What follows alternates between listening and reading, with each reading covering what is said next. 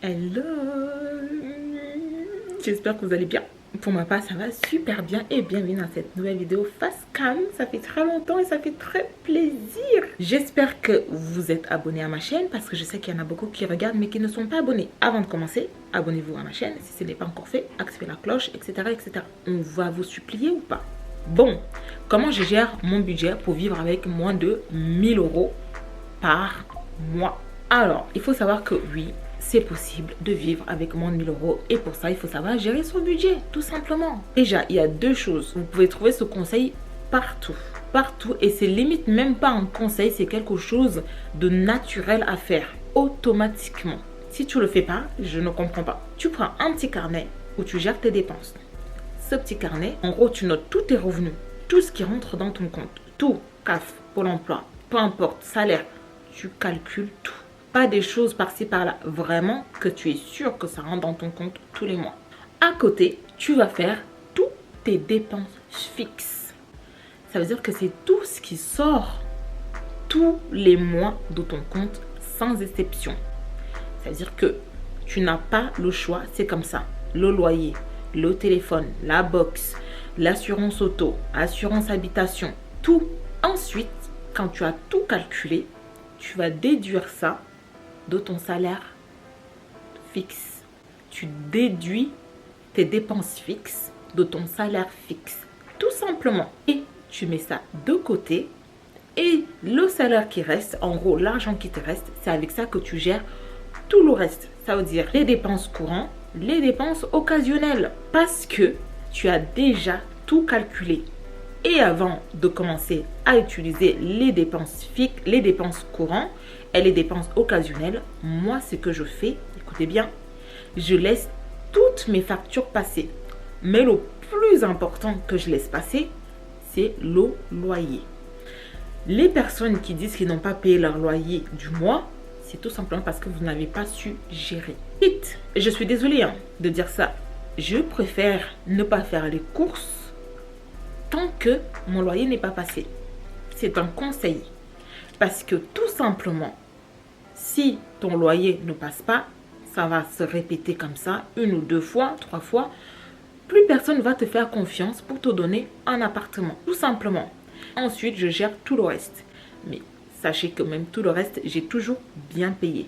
Bref. Ensuite, vous pouvez, après ça, commencer à gérer vos dépenses courantes. Vous finissez avec les fixes et vous pouvez passer aux dépenses courantes. Ça veut dire les courses, le carburant, parce que c'est des dépenses nécessaires à la vie. Et pour ceux qui n'ont pas de voiture, du coup, vous, c'est plus tout ce qui est transport en commun. Vous en avez besoin. En fait, c'est nécessaire. Sinon, tu vas aller travailler comment? Si tu habites loin de ton travail, etc. Moi, par exemple, j'ai ma voiture, il faut bien que j'aille travailler. Donc, il faut bien que je mette de l'essence.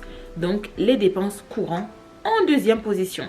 Là, je vous ai cité carburant et courses, mais il y a d'autres dépenses courantes. Ensuite, vous pouvez gérer les dépenses occasionnelles. Les dépenses occasionnelles, franchement, ça, c'est en tout dernier. Tout simplement parce que c'est tout ce qui est occasionnel. Ça veut dire, moi, par exemple, le matcha, la skincare, le make-up, les vêtements. C'est vraiment tout ce qui est occasionnel que je n'achète pas tous les mois.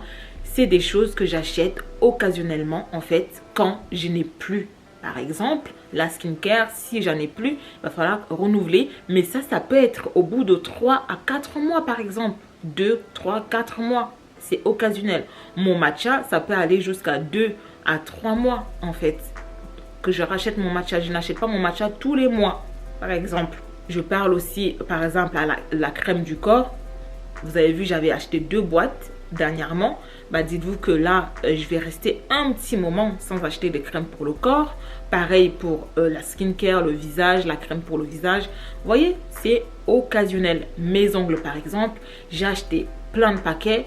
C'est occasionnel. Je vais rester un long moment avant d'en racheter. Les vêtements, c'est pareil. Je n'achète pas les vêtements tous les mois. C'est occasionnel.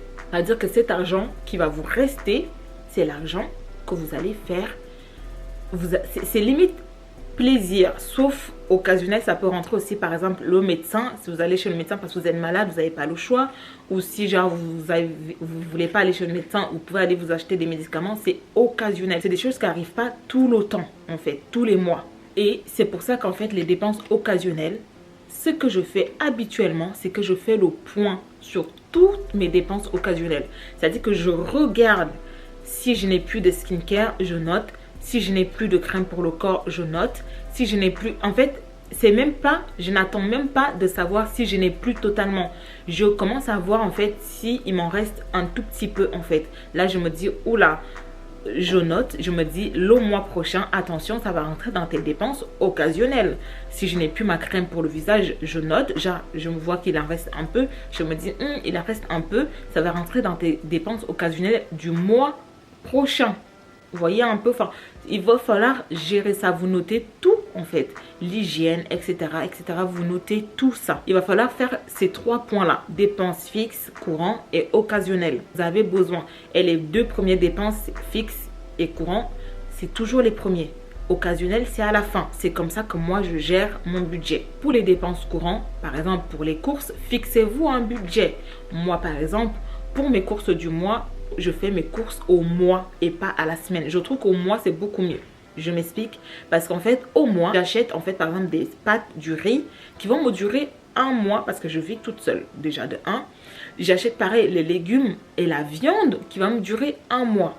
Pour tout le reste, le lait, fromage, la salade, etc. Vous voyez, ça c'est des choses où tu sais qu'en fait, de temps en temps, tu vas repartir aller chercher en fait. Et pour ça, il faut que tu saches gérer ton budget, sinon tout ton argent va aller dans les courses. Alors que là, par exemple, j'ai du riz, j'ai des pâtes, j'ai tout, j'ai la viande. Je sais qu'en fait, ça, je ne vais pas en racheter dans le mois. Et parfois même, le mois d'après, je n'en rachète pas parce que je n'ai pas fini de les manger en fait. Donc, je fais des économies déjà sur ça. Et ce que je fais souvent aussi, c'est que par exemple, quand j'ai fini de faire mes dépenses fixes et mes dépenses courantes, les dépenses occasionnelles, si je n'ai pas utilisé cet argent-là, en fait, je ne le gaspille pas inutilement. Je m'explique, je les mets de côté, tout simplement. Je les mets de côté parce que je me dis, je n'ai pas besoin, j'ai déjà retiré l'argent pour le plaisir, etc. Je mets cet argent-là de côté, tout simplement. Je me dis, au lieu de les gaspiller inutilement, ben en fait, je les mets de côté. Même si c'est 20 € qui me restent, même si c'est 30 €, je les mets de côté. Aussi, un autre conseil que je peux vous donner, ça, moi, j'ai arrêté de le faire. J'ai arrêté de le faire quand j'ai eu un changement d'emploi, en fait, et que mon salaire avait baissé un peu. J'ai arrêté de le faire, mais je le faisais avant. Et en fait, sur Amazon, il existe même partout, hein, il existe des carnets, en fait, où vous pouvez gérer votre argent. Ça veut dire qu'en gros, vous laissez dans votre compte tous les dépenses fixes passer. Genre, il y a tout qui passe. Et tout le reste de l'argent, vous le sortez de votre compte. Vous mettez sur la table et vous prenez un carnet. Ce carnet-là, en fait, il a plusieurs compartiments. Dans ce carnet, vous avez, par exemple, courses. Vous avez médecin. Vous avez, je ne sais plus ce que j'avais noté. Je ne sais plus où j'avais mis ce carnet. Vous avez médecin. Vous avez plaisir, sortir avec des copines. Vous avez hygiène corporelle, etc. Les cheveux, tout. Vous avez tout en fait par rapport à vous. Genre, voilà. Bref, vous avez tous les compartiments en fait. Plaisir, vous avez shopping, vous avez voyage, vous avez, je sais plus, qu'est-ce qu'il y avait. Bref, il y a plusieurs catégories en fait de choses que vous avez. Et en fait, ce que vous allez faire, c'est que tout l'argent, franchement, c'était trop bien. Je faisais ça, c'était trop bien. Tout cet argent que vous avez retiré de votre compte, vous allez le dispatcher en fait dans ce carnet-là, dans ces petites pochettes. Vous mettez médecin, par exemple, vous mettez 10 € ou 20 € médecin parce qu'on ne va pas chez le médecin tous les jours. Vous voyez, par exemple, on ne va pas chez le médecin tous les jours. Vous pouvez mettre par exemple médecin 15 € ou 10 € ou 20 €. C'est à vous de choisir. Vous mettez par exemple shopping 20 €. Plaisir pour sortir avec des copines 20 €. Les courses 150 €. Ça franchement je pense que je vais le refaire, hein. Je vais le refaire. Vous mettez dans un autre compartiment shopping, je crois que je l'ai dit. Vous mettez vacances, oui, parce que j'avais aussi vacances. Vous mettez, et les vacances, non seulement j'avais l'argent que je mettais de côté, mais j'avais aussi l'argent de côté que j'avais mis pour l'argent de poche pour les vacances. Et dites-vous que c'est avec ça on avait mangé quand on était parti au Cameroun parce que j'avais gardé plus de 1500 euros. Juste l'argent de poche, hein. Pas l'argent qui était dans mon compte, que j'avais acheté les billets, etc. J'avais gardé plus de 1500 euros pour le voyage. Et ça, j'avais commencé à le faire longtemps en avance parce que je savais, avec ma famille, on savait qu'on allait partir en vacances en 2023, en fait, au Cameroun. Voilà, ceux qui ont vu les vlogs et tout. Voilà, j'avais vacances. J'avais vraiment plein de catégories. J'avais aussi mis les ongles. Bref, j'avais mis un compartiment pour tout ce qui était ongles, cheveux. Parce que du coup, parce que je m'achetais des mèches. Vous faites ça. Et quand vous, par exemple, tiens, une copine me dit de sortir. Eh ben, tu prends les 20 euros ou les 30 euros que tu as mis dans sortir avec des copines. Tu sors. Vous partez manger. Attention, tu dois gérer les 30 euros. Pas plus, pas moins. C'est tout. Donc, imaginons, le mois est passé, tu n'es pas sorti avec ta copine. Eh ben, les 30 euros sont toujours là. Eh ben, le mois d'après, tu rajoutes encore 30 euros. Bah, tu en as 60. Et si, bah là, tu peux sortir avec une copine, bah, tu vas prendre cette pochette de 60 euros. Tu vas le mettre dans ton sac. Tu vas sortir avec ta copine. Attention, ça ne veut pas dire que tu dois dépenser n'importe comment. Ce que tu fais, c'est que si tu vas manger avec une copine, n'allez pas manger dans des trucs hyper chers. Moi, par exemple, je ne vais jamais manger dans des trucs hyper chers avec mes copines. C'est souvent des choses qui, genre 10 euros, 15 euros, 7 euros. Le plat, il est à 20 euros, des trucs comme ça, vous voyez. Eh bien, je vais prendre 20 euros, je vais payer. Le reste va rester dans la pochette. Si, par exemple, on est en train de marcher, ce qui arrive très souvent, on se prend un bubble tea. Eh bien, du coup, je vais prendre ça et je vais payer avec. Tout, même si on me rembourse 1 euro, 2 euros, je me remets dedans. Et quand je rentre chez moi, je remets cette pochette dans le carnet, en fait. Parce que c'est un carnet, et en plus, moi, il était rose. Je remets dedans. C'est comme ça que je faisais. Là, quand je vous dis ça, là, à partir du mois de février, je vais reprendre ce système. Parce qu'en fait, j'ai besoin, je vais vous expliquer dans un vlog au mois de février, il va y avoir un changement. C'est pas un déménagement, je vois déjà les gens venir. Il va y avoir un changement financier en fait qui va arriver dans mes comptes. Donc je vais devoir d'abord attendre, faire tous les calculs, etc. et voir ce que je peux retirer pour recommencer à faire ça. Et quand vous faites ça, votre carte bancaire, il ne vous sert plus. Parce que la carte bancaire, c'est trop facile. Pip, pip, Apple Pay. Pip, pip, Apple Pay. Ça d'ailleurs, ça, je vais le retirer. Ça, c'est un conseil que je me donne à moi-même et que je vous donne à vous-même. Je vais retirer Apple Pay de mon téléphone. Ça, c'est très facile. Bip, bip, bip. Non, non, non, non, non, non. Je vais le retirer. C'est très dangereux. Si vous ne pouvez pas gérer comme je vous ai dit là, si vous trouvez ça trop difficile, un de mes conseils que je vais vous donner là, prenez ça en compte. Si vous ne l'avez pas encore fait, prenez rendez-vous chez votre banquier. Écoutez-moi bien, prenez rendez-vous chez votre banquier. Dites à votre banquier que vous voulez ouvrir un compte bloqué. Je ne sais pas lequel il va vous ouvrir, compte épargne logement, compte épargne je ne sais pas quoi. Il faut que ça soit un compte bloqué. Et dans ce compte-là, vous pouvez faire tel virement tous les mois. Vous choisissez 20 euros, 10 euros, 50 euros. Tous les mois, ça rentrera dans vos dépenses fixes. Tous les mois, ça sera viré. Et en fait, cet argent-là, tu ne peux pas faire un virement de ce compte-là vers ton compte courant. Ça ne marche pas. Par contre, tu peux faire de ton compte courant vers ce compte-là. Mais tu ne peux pas faire l'inverse. Et j'avais posé la question, mais si j'ai envie de récupérer cet argent, comment je fais dans ce cas-là? Il m'a dit, dans ce cas-là, vous allez devoir m'appeler. Nous allons devoir fixer un rendez-vous si je suis libre. Ensuite, vous allez venir et pour vous donner tout cet argent-là, vous ne pouvez pas venir et dire, bon, bah, j'aimerais bien récupérer 50 euros. Ah, ma mère. Et je disais que ce compte bloqué, cet argent-là, pour que le banquier te le donne, il est obligé de tout te donner. Si tu as 100 euros, imaginons, seulement 100, tu te dis, ah, tiens, je vais aller les retirer parce que tu es quelqu'un qui ne supporte pas voir son argent dans son compte. Comme ça, tu as envie de dépenser. Mais en fait, tu es obligé de prendre rendez-vous avec ton banquier pour qu'en fait, vous puissiez retirer cet argent-là pour qu'il puisse tout te donner. Flemme. Et puis, c'est un peu la honte de se dire qu'en fait, je ne suis pas capable de garder 100 euros dans mon compte. Bah, tu es obligé de tout retirer. Il te donne tout, en fait, d'un coup. Moi, quand il m'a expliqué ça, je me suis dit, ah, ok, d'accord. Bon, ce qu'on va faire, c'est que ce compte-là n'existe pas dans ma tête. J'ai l'argent qui part dedans tous les mois. Mais pour moi, cet argent-là, il n'existe pas. Il n'est pas à moi. Il n'y a personne qui va venir me dire, oui, mais tu as un peu d'argent de côté, tu peux peut-être le retirer. Non, cet argent-là n'est pas à moi. Il n'existe pas, en fait. Il n'existe pas. Faites ça en fait. C'est comme ça que moi je gère. Et par rapport aux sorties, écoutez-moi bien, n'ayez jamais honte. N'ayez jamais honte de dire à une copine que vous ne pouvez pas sortir parce qu'en fait, vous n'avez pas les moyens d'aller vous payer un resto. Si vous ne pouvez pas faire ça, vous dites non. Ou alors, vous prévenez votre copine en disant, dans ce cas-là, on ne va pas manger, on peut aller se balader, on peut faire autre chose, mais on ne va pas manger, on ne va pas faire ceci, cela. Non. Parce que, oui, je suis désolée de dire ça, mais il y a plusieurs catégories de copines.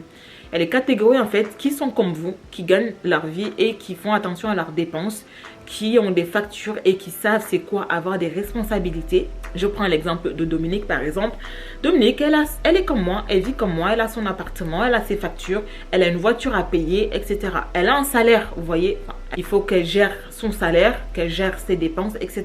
Elle a quand même tout ça, donc elle a des responsabilités. Et puis, j'ai une autre copine que j'ai rencontrée récemment, par exemple. Bah, elle, c'est pas une critique ou quoi, c'est juste qu'en fait, elle vit avec quelqu'un. Et cette personne-là, bah, du coup, elle gère aussi les factures. Donc, elle n'est pas toute seule, par exemple. Vous voyez, même si elle a un enfant, elle n'est pas toute seule à tout gérer. Et ben, en fait, cette copine-là, je pense, enfin, j'ai remarqué que, par exemple, elle était un peu fâchée quand je disais que je ne pouvais pas sortir parce que pour elle, il fallait qu'on sorte tous les jours. Tout simplement parce qu'elle, elle ne travaille pas, en fait. De temps en temps, elle travaille et la plupart du temps, elle ne travaille pas. Et en plus de ça, il faut savoir qu'avec Dominique, on a presque le même âge. J'ai 1 an de plus que Dominique, je crois bien. Et bien, cette copine-là, en fait, elle est beaucoup plus jeune que moi. Et je me suis rendu compte qu'on avait un grand écart au niveau de la façon de penser de la vie, en fait. Parce qu'elle n'a que 22 ans, je crois bien, ou 21. Non, 22. Oui, c'est ça, 22. Je me suis rendu compte qu'en fait, c'était pas pareil. On n'avait pas la même vision des choses. Elle, par exemple, elle aime beaucoup sortir. Tous les jours, elle sort. Tous les jours. Du lundi au dimanche. Limite, on s'est même déjà vu le dimanche. À un moment donné, vous voyez, je lui avais dit, moi, je ne peux pas.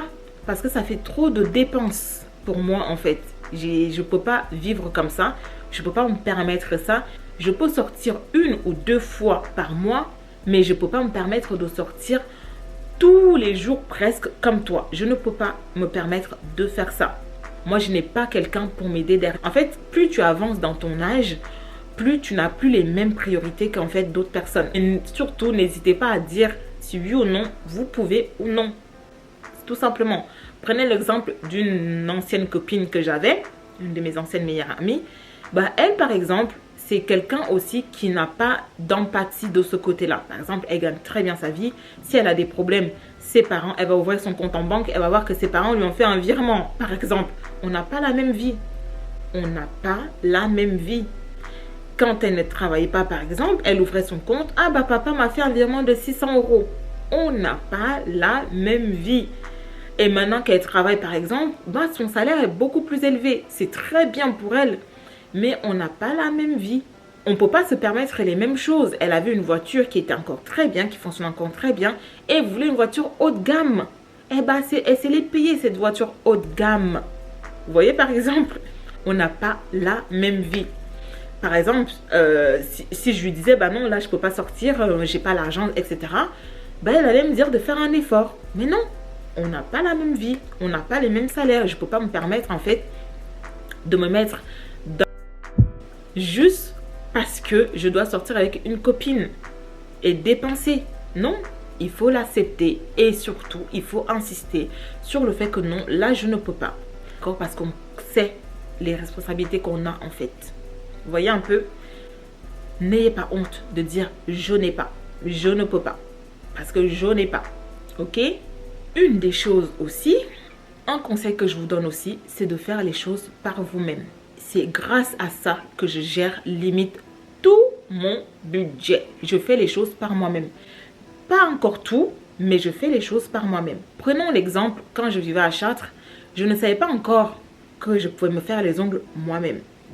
Parce que j'avais essayé de me faire les ongles avec tout le matériel, vous savez, genre le gel et tout machin. C'était une catastrophe parce que je perdais patience. Je n'avais pas la patience pour ça. Je n'arrivais pas, c'était horrible. Il y a des personnes qui arrivent très bien parce qu'ils ont pris le temps, etc. d'apprendre à les faire. Moi, je n'arrivais pas. Donc, j'avais commencé à aller faire mes ongles à l'institut. Au total, j'ai dû faire 3 fois mes ongles et ça m'a coûté une fortune. La première fois que j'avais fait, la dame, elle avait été gentille. Mais ça, c'est parce qu'elle ne déclarait pas. Elle m'avait pris, je crois bien, 50 € ou 40, quelque chose comme ça. Je crois que c'était 40. Vous voyez, par exemple, c'était moins. Je me suis dit, c'est moins cher, mais c'est un budget. Je suis désolée, mais c'est un budget. Ensuite, j'avais changé et je suis allée chez une jeune fille qui prenait 60 € je crois bien. C'était très beau, c'était très joli. Oh my god, j'aimais tellement. C'était une pépite. Mais c'est un budget. Parce que tu dois garder ça un mois. Donc, il faut que tu rentres ça tous les mois, en fait. C'était un budget. Vous savez quoi? Quand je suis arrivée ici à Tours, je me suis dit, ça suffit. Ça suffit. Tu vas apprendre, tu vas te faire les ongles seul. J'ai cherché les moyens. Et maintenant, j'ai trouvé des presse-nels. Tu te fais tes ongles toute seule. C'est tout simple. Ça ne m'abîme même pas les ongles. Quand j'en ai marre, j'enlève, je change. Et voilà. Je me fais les ongles toute seule. J'ai toute une panoplie. Et je les prends sur Shein. Je les prends sur Amazon. Amazon encore, ça c'est rare. J'ai dû faire ça une fois. Mais sur Shein, je prends tout un paquet. Ça coûte 1 €, 2 €, même pas. 90 centimes. Je prends tout ce que j'aime. Et dites-vous, pour ceux qui vont dire, mais ça tient pas. Ça tient. Parfois, je fais même 3 semaines avec ça. 3 semaines. Et quand je les enlève, c'est parce que la deuxième chose que je fais, c'est que je me fais mes cheveux toute seule. Mes braids, les twists et les braids, je les fais toute seule. Et ça, j'ai commencé à les faire toute seule dès mon plus jeune âge. Je crois que j'avais 15 ans quand j'ai commencé à les faire toute seule. Parce que ma soeur et ma petite soeur, ma grande soeur et ma petite soeur savaient les faire. Et en fait, les deux ne voulaient pas me le faire parce qu'ils me disaient, oui, mais tu profites de nous, machin. J'ai dit, stop. J'avais demandé à ma mère d'aller m'acheter des mèches et je les ai faites toutes seules. J'avais même pas de miroir. J'ai commencé à les faire toutes seules jusqu'à maintenant. Regardez comment c'est bien fait. Non, franchement.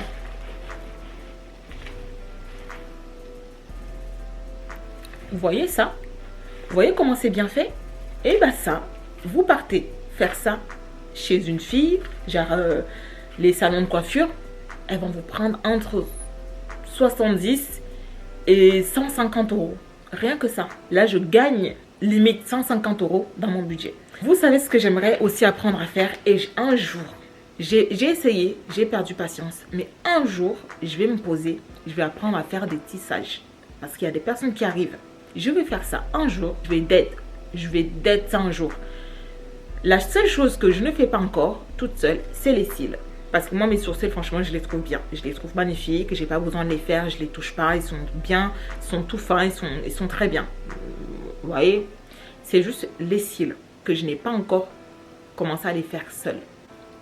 Pour tout ce qui est épilation, je les fais toute seule. Aisselle, maillot, le corps, tout. Je fais tout, toute seule. Tout, apprenez à faire les choses par vous-même. Ça va vous faire des économies de fou malade. C'est un conseil que je vous donne. Et un conseil aussi que je vous donne. Et ça, c'est plus pour mes sœurs en Christ qui vont peut-être comprendre ce que je vais dire là. Franchement, que vous me croyez ou que vous ne me croyez pas, moi j'y crois en tout cas.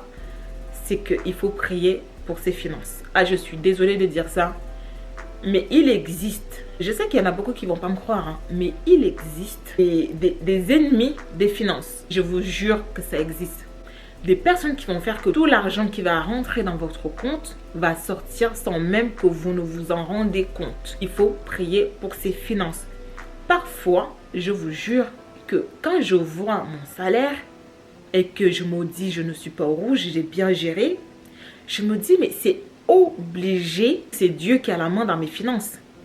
Je peux vous donner tous les conseils du monde, si je ne mets pas Dieu dedans, c'est n'importe quoi. C'est Dieu qui gère mes finances. Il faut prier pour ses finances. Et je ne sais plus comment on appelle ça. J'avais écouté une prière qui parlait de ça, qui disait qu'en fait il existait un esprit qui te prenait tout ton argent pour qu'en fait tu désespères à chaque fois, pour qu'après tu te sentes mal, pour qu'après tu dises Dieu ne m'aide pas. C'est si tu commences à critiquer Dieu, tu commences à dire à quel point il ne t'aide pas, à quel point ceci, c'est là, alors que c'est tout simplement parce que tu ne pries pas pour tes finances. Prie pour tes finances. Moi, je prie pour tout ce qui concerne ma vie. Quand je vous dis tout, c'est tout. Je prie pour tout. En fait, je prie pour mon existence sur cette terre dans les moindres détails.